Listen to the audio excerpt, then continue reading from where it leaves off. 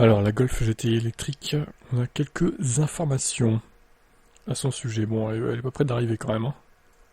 La future Golf GTI électrique sera une traction, donc propulsion à l'avant, quoi. C'est les roues motrices à l'avant. Comme toutes ses prédécesseurs, ce choix ne révèle pas d'une contrainte technique, mais d'une volonté assumée de préserver l'âme même de la GTI.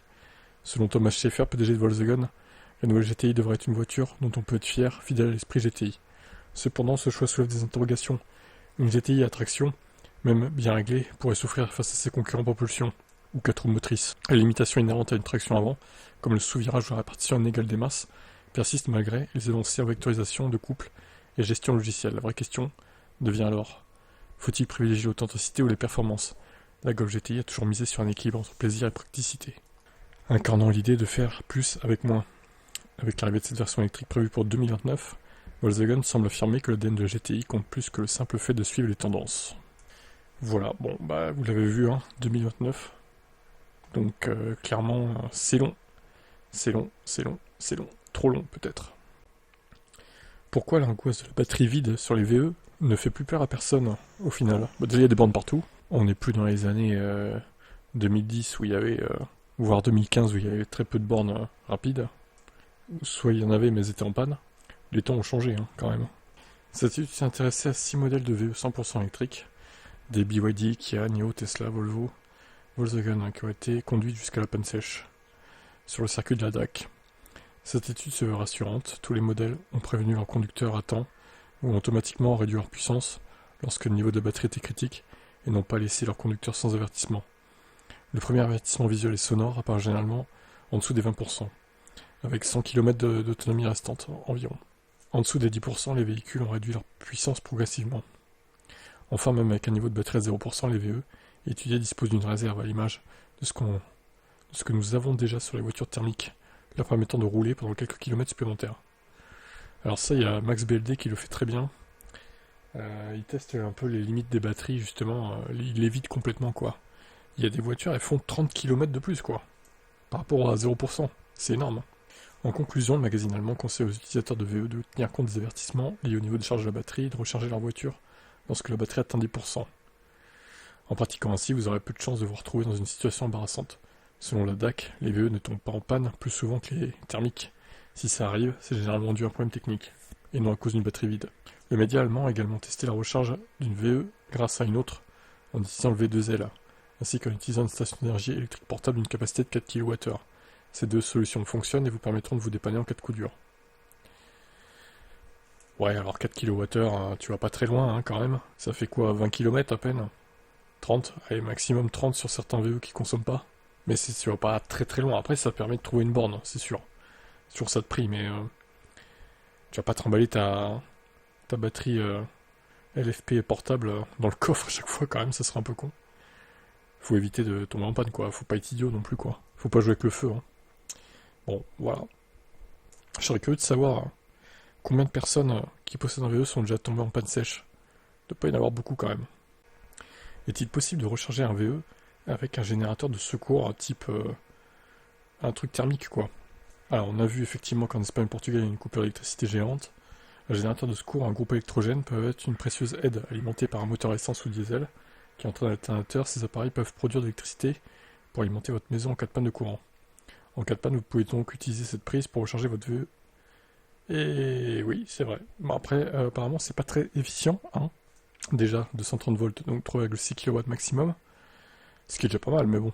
Le problème, c'est surtout la conso d'essence. Pour produire l'énergie électrique qui vous permettra de recharger la voiture, il faut que le moteur thermique du groupe électrogène tourne durant 10 heures. En moyenne, il faut environ 1 à 2 litres d'essence. Sérieux? Pour générer 1 kWh d'électricité? Mais c'est tellement pas efficient, quoi. Sachant que, je crois que c'est 9 ou 10 litres. 1 litre. Normalement, c'est 9 ou 10 kWh. Enfin, comment c'est possible que ça soit si peu efficient, en fait? C'est incroyable. On est sur des chiffres là, quand même, ça me paraît énorme. Ce qui vous coûterait 40 € pour parcourir 100 km. Puis évidemment, la pollution, etc. À réserver en extrême urgence. Ouais, alors pareil, là, je serais curieux de savoir combien de personnes ont rechargé, je veux dire, via un générateur, son VE, quoi. À mon avis, pas grand monde, hein. Bref. Je suis quand même étonné des chiffres, hein. 1 litre pour 1 kWh, voire 2, ils disent, ça me paraît énorme. Alors un fait divers, voilà, un fait divers entourant une VE, une Kia Niro, mais première du nom. À Marseille, un véhicule a foncé sur 2 personnes lors de la manif de taxi à Marseille donc. Alors déjà, on se demande pourquoi les gens ont caillassé la voiture. Faudra voir le contexte déjà pour voir pourquoi ils ont fait ça, parce que là c'est assez étonnant. C'est bien un EV, hein. Je crois qu'il n'y a pas il y a la quarantaine, donc... Alors, bon, je sais pas si la vidéo va rester en ligne, hein, je vous le dis, elle va peut-être se faire striker pour contenu moins de 18 ans, je sais pas, on verra, mais... Après, il n'y a pas de sang, les gens vont bien au final. C'est vrai que là, ils ont pas vu venir la puissance de l'électrique, je dirais. Non, mais en vrai, pourquoi il le caillassait, quoi? Il faudrait expliquer ça, déjà. Franchement... Donc, la personne a encore sa clope au bec, hein. Je pense qu'il va bien, du coup. Vous inquiétez pas pour lui. Après, ils poursuivent la voiture, mais elle est partie trop loin. Et ils vont chercher des pompiers, donc voilà. Encore une fois, on sait pas pourquoi il le caillassait, le mec. Peut-être qu'il les a insultés, après, peut-être, hein, j'en sais rien. Mais ça montre encore une fois que la France est à cran. Les gens sont à cran. Et tout peut aller très très vite. Donc attention quand vous êtes sur des manifs, parce que franchement, ça peut vite dégénérer, la preuve en image. La Nissan Micra électrique se dévoile là. Donc c'est la cousine de la Renault 5, hein, tout simplement. Même plateforme. Le coffre c'est le même volume, on va regarder les photos. Les signatures lumineuses, bon, c'est un peu différent. Ils ont essayé de se démarquer un peu. C'est plutôt pas mal, j'aime bien.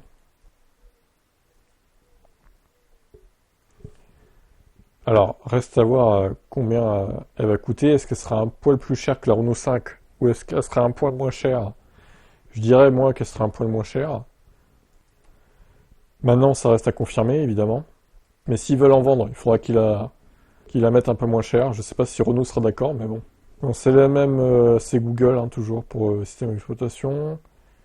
La batterie, c'est pareil. 40 ou 52 kWh, 122 chevaux ou 150 chevaux. 1 tonne 4 ou 1 tonne 5. Entre 310 et 408 km selon la batterie, exactement pareil que la Renault 5. A noter qu'un mode éco limitera la puissance à 68 chevaux et bridera la voiture à 110 km/h. Toutes les versions disposeront de la pompe à chaleur de série. Nissan indique que la puissance maximale de 1 kW pour chauffer la batterie, donc avant la recharge, et 2 pendant la recharge. Ils ont publié la courbe de recharge de la Renault 5. Puissance moyenne 75 kW, ce qui est pas terrible, mais bon. Voilà quoi. Production française avec un bonus à la clé. Voilà, pour terminer, ce qu'on pouvait dire. De toute façon, voilà, c'est un copier-coller de la Renault 5. Elle a un petit style différent par rapport au phare surtout, mais globalement, l'intérieur est le même, etc. quoi. Faudra voir les couleurs qu'ils vont proposer aussi. Et évidemment, l'inconnu restant le prix. Vous pensez qu'ils la proposeront moins cher ou plus cher? Ciao.